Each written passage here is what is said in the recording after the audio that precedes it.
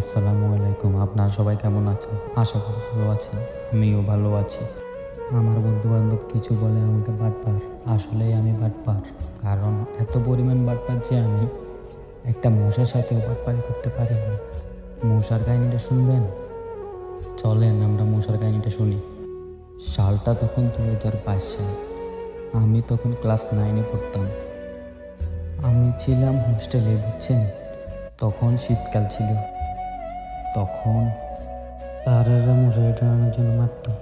আমি মশারি টানাতাম না, কিন্তু ওই দিন মশারি টানাছিলাম।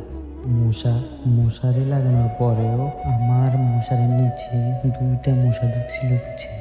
তো 2টা থেকে একটাকে মারতে পারছি, ওইটা ছিল কালো। সেটা মনে হয় মেবি মেয়ে। এখন আরেকটা যেটা ছিল ওটা হচ্ছে সাদা কালো, বুঝছেন? ওটা ছিল। তো এখন কালোটাকে মেরে ফেলার পরে